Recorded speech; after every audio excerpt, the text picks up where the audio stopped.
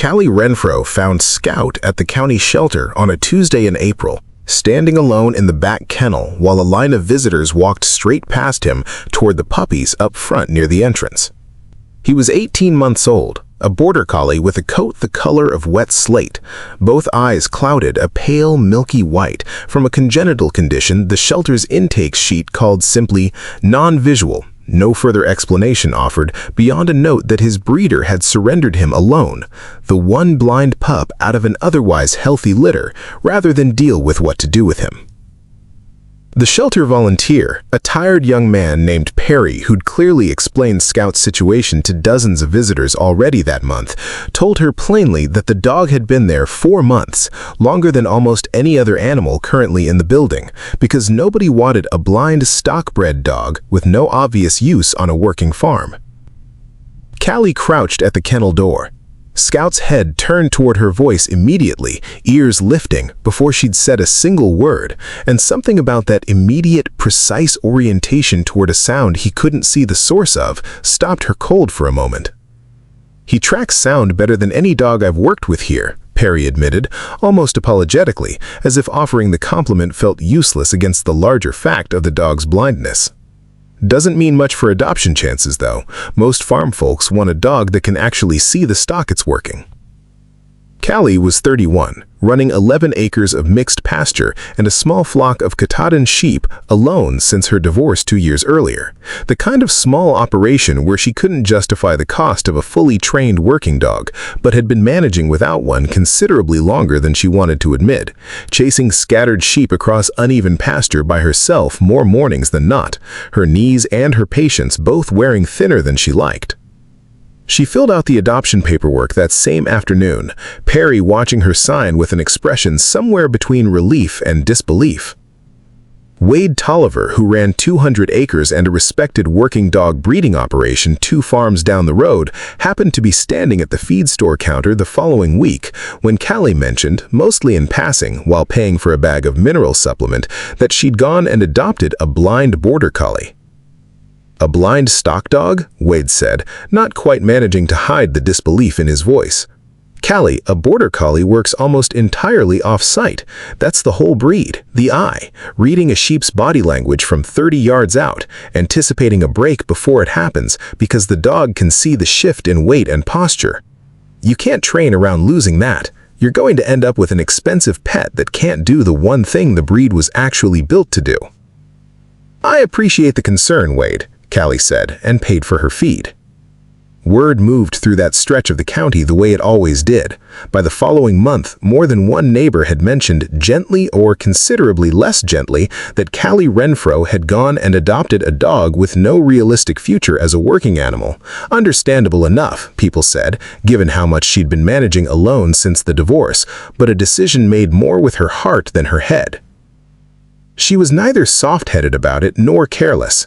She'd spent the 2 weeks before bringing Scout home reading everything she could find on working with blind dogs, staying up later than she meant to most nights at her kitchen table with her laptop and a growing list of bookmarked forum threads and old training articles. And what she found surprised her considerably. Blind stock dogs weren't common, but they existed. Genuine working animals trained by handlers patient enough to rebuild the job around scent, sound, and memorized terrain rather than sight alone.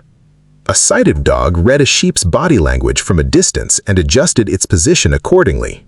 A blind dog, properly and patiently trained, could learn to read the sound of hooves shifting weight on different ground, the particular rhythm of a nervous animal's breathing, the specific layout of a working pasture memorized so completely and so precisely that unfamiliar sight simply stopped being necessary within ground the dog had walked often enough to know by heart. It's worth understanding what actually makes this possible, since it's the whole foundation Callie was betting on. A dog's primary working sense, even for a fully sighted stock dog, was never purely visual to begin with. Scent and hearing carried enormous amounts of information that human handlers rarely thought to fully account for. Wind direction telling a dog exactly where a scattered animal had drifted off to, the specific pitch and urgency of a bleat signaling real distress rather than ordinary complaint, the subtle change in a flock's collective movement sound when one animal broke away from the group. What a blind dog genuinely lost was the ability to read subtle body language at a real distance, and the ability to navigate entirely unfamiliar space visually. What it could still develop, given patient, repetitive training on one consistent piece of ground, was a complete, detailed working memory of that specific terrain, precise enough that the dog moved through it with a confidence that looked, to any outside observer, functionally indistinguishable from sight itself. Callie started slow, deliberately slower than she wanted to, walking the exact same fixed loop through her own pasture every single morning for 6 full weeks before she ever introduced a single sheep into the training at all, letting Scout build a genuine, reliable mental map of every fence post, every water trough, every subtle slope and dip across that 11 acres through smell and memorized step count alone. She walked beside him in silence most mornings, resisting the urge to narrate or guide, letting him work out the shape of the land on his own terms. Have you ever had to trust that slow, patient, repetitive work would eventually produce something that everyone else around you had already quietly decided was simply impossible? The early sessions with actual sheep, once she finally introduced them in June, were slow and occasionally genuinely chaotic. Scout overcorrected badly on several early commands, misjudging distance without the visual reference most dogs relied on. He lost his orientation completely the 2 times Callie changed her temporary fencing layout without stopping to consider how thoroughly that disrupted the careful mental map he'd spent weeks building. She recorded every single session in a notebook she kept on the kitchen counter, adjusting her voice commands over time to be considerably more specific about distance and direction than any sighted handler would ever need to bother with, learning her own new vocabulary alongside him. She found real steady guidance in her grandfather, Callie Renfro, 83 years old, who had trained working dogs on that exact same land for over 50 years before arthritis finally took away the mobility to do the physical work himself. He drove out most weekends that spring and summer, parking his old truck at the edge of the pasture and settling onto an overturned bucket near the gate to watch, saying little at first, simply observing.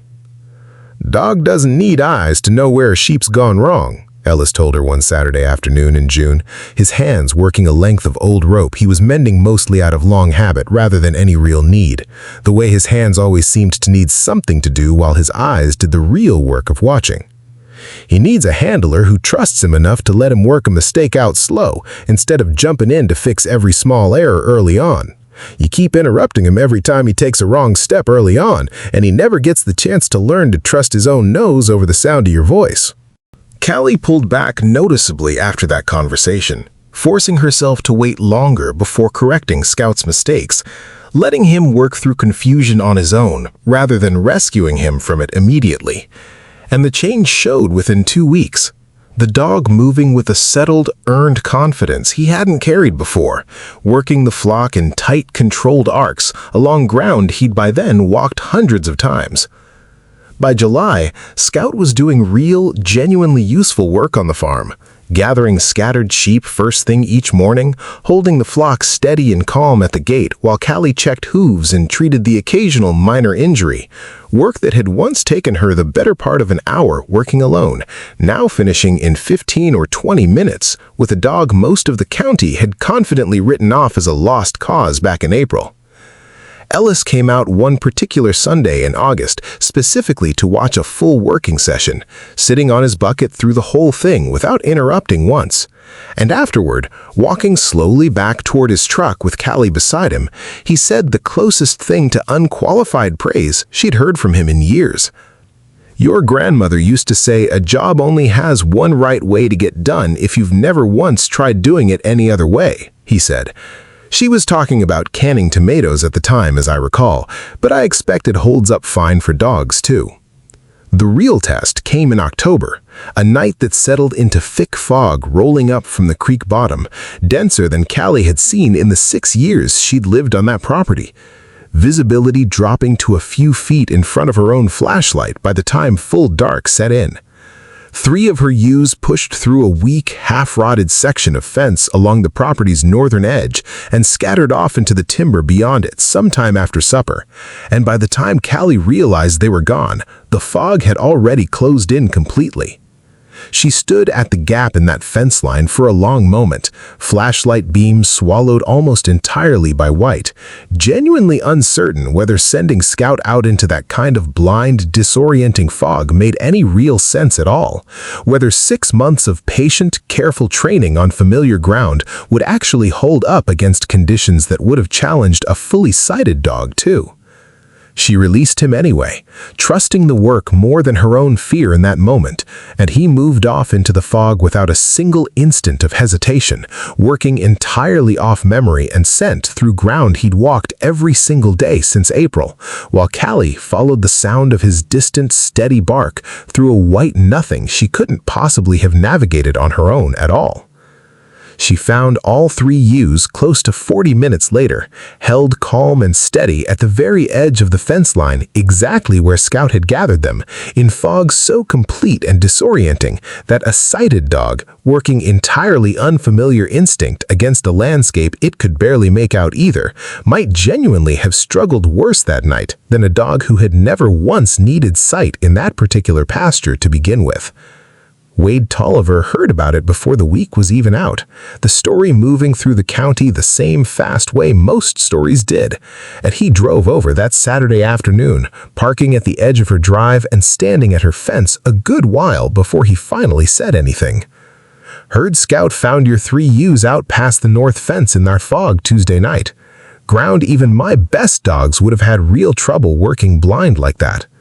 "That's right," Callie said, walking over to join him at the rail. He was quiet a moment, watching Scout move easily along the fence line in the distance. "Told your Border Collie can't work without sight," he said finally, the particular discomfort of a man hearing his own certainty land differently in his own ears than he'd meant it to.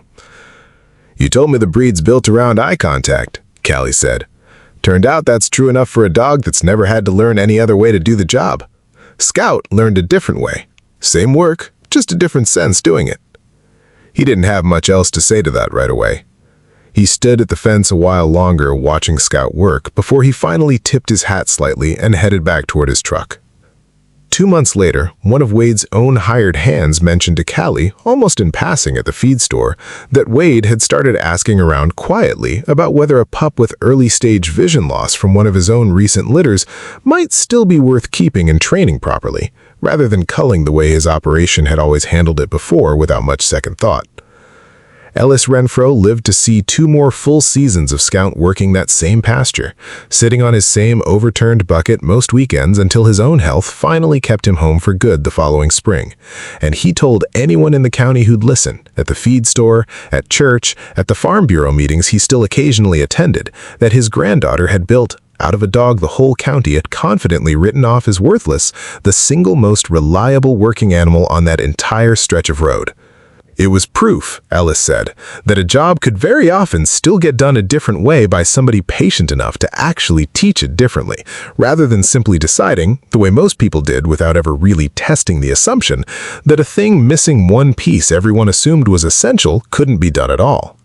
Scout kept working that same familiar ground for years afterward, steady and sure-footed on every acre of it, proof standing on 4 legs that Callie walked past every single morning of her life.